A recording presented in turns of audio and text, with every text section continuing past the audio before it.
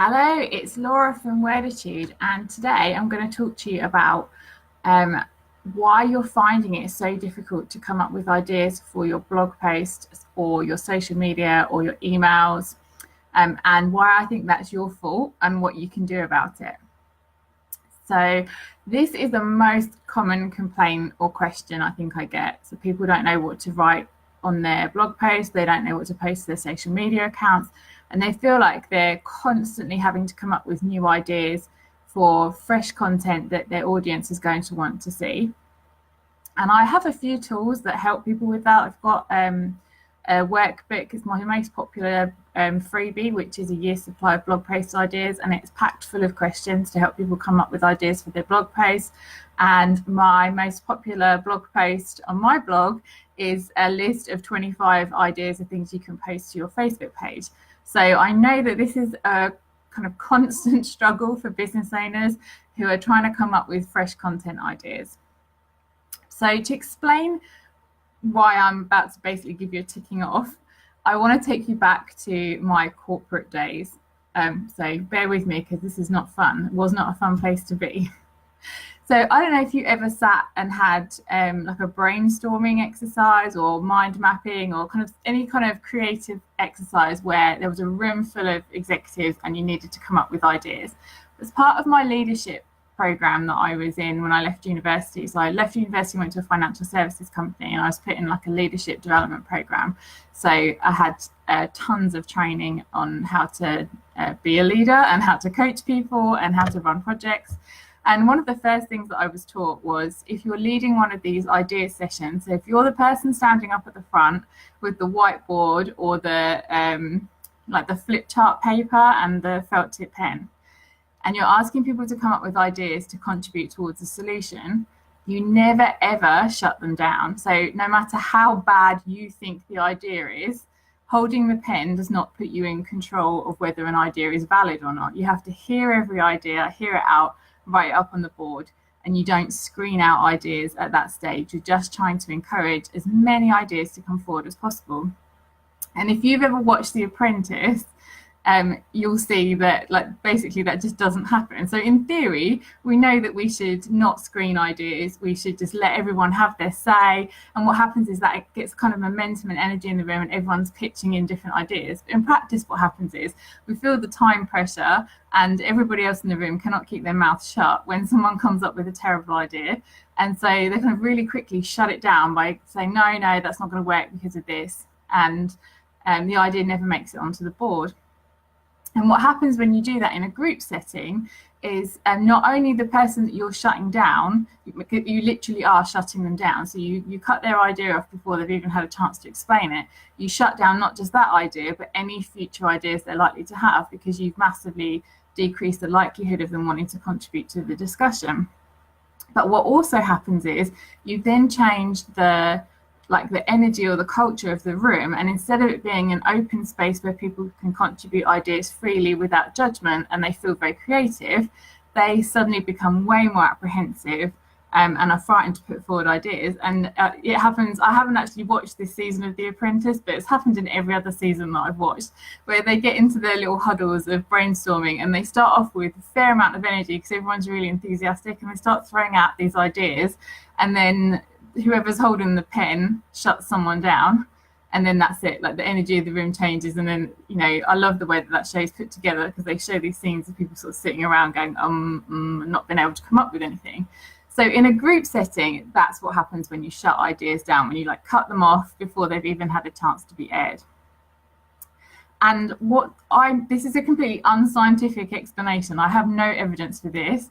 I just have my own personal experience and what I've seen in other people.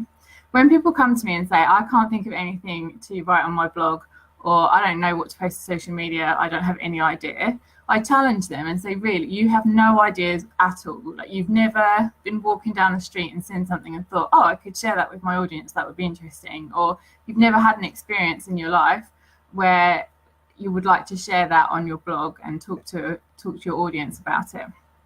And usually when I challenge them back, they say, yeah, that does happen.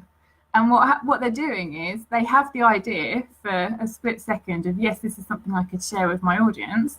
and then a kind of another person, another voice in their head, the more critical side of them shuts that down and says, no, nobody wants to hear that. That's been done before. Who would be interested in that? Why would anyone be listening? All of the, who are you to be writing about that? Like all of the scary thoughts that you ever have before you press publish, those voices are in there the minute the idea pops into your head. And so what happens is they shut down the idea making part of them. So, the part of your brain is enthusiastically coming up with all of these content ideas going, yes, we could share this with our audience. Let's take a picture of that. Let's do a Facebook Live. Let's write that up as a blog post. If all that happens is you go, no, can't do that, can't do that, can't do that. That's too scary. You're not going to do that. Nobody wants to hear that. Like, why would you waste any more energy coming up with ideas? It's a complete waste of energy. You're coming up with ideas, you're shutting them down straight away. Let's just call the whole thing off and not bother having the ideas in the first place. So what I find is that actually, to begin with, they were having some good ideas, and now they have trained themselves out of having good ideas for sharing content with their audience. And then instead of me kind of giving them just ideas, because there's only so many ideas I can come up with for somebody else's audience, I can ask some good questions that will help you come up with ideas. And I know like some story structures that work well for blog posts or for more engaging Facebook posts, but there are only so many unique ideas or new ideas that I can come up with for somebody else's audience. The person who needs to come up with the ideas is the person whose audience is, because you know them best. So instead of just feeding my VIPs or whoever is asking for my help at the time, instead of just feeding them new ideas, what I try and do is get them to open up a bit and be more open to their own creativity, and make themselves a promise that for the next 5 days they're not going to shut themselves down. If they come up with an idea, they are at the very least going to write it in a notebook so that they've stored the idea to use later.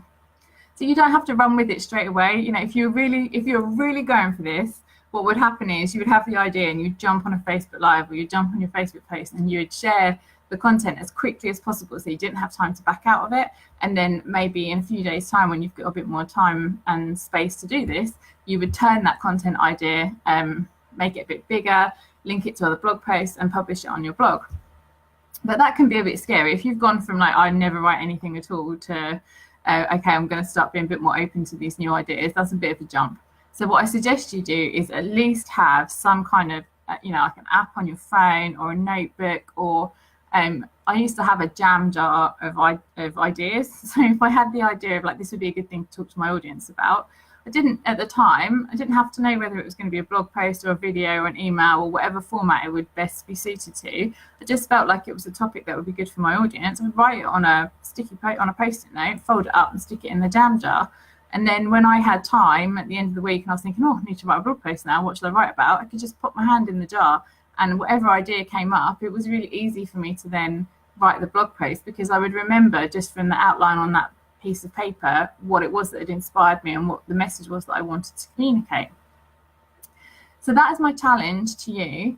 Before you start thinking, I can't think of anything to write for my audience, I don't know what to post on my social media, I don't know what to put on my blog, I'm asking you, do you maybe do this to yourself? And are you brave enough to let on in the comments that you do? Do you sometimes come up with ideas that actually they could fly? They could be something that your audience wants to hear about, but you've shut yourself down before you've had time to put it into action. And if you are doing that, stop it, because it's not good for you. It's absolutely destroying your creativity. It's making it really difficult for you to come up with fresh content to put online so that other people can find you. And you're denying your audience something that they would like to read or listen to. You had something of value, a message of value to share with them.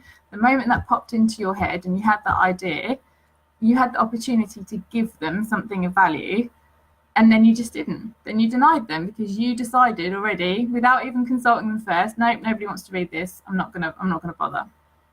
So I'm challenging you, be honest with yourself.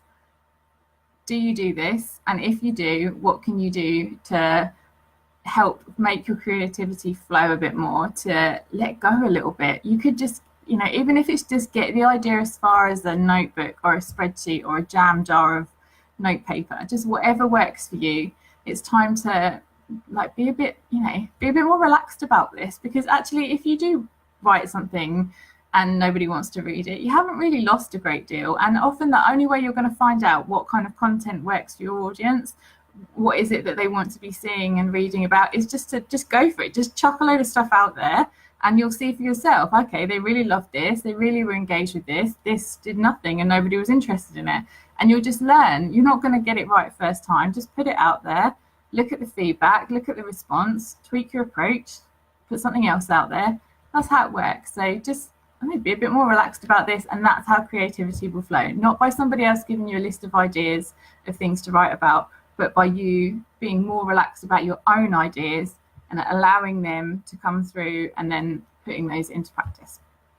So thank you so much for watching, and I hope you found this helpful, and I would love to hear if that helps you come up with more ideas for your content marketing and for content you want to put out online. Thanks for watching. Bye.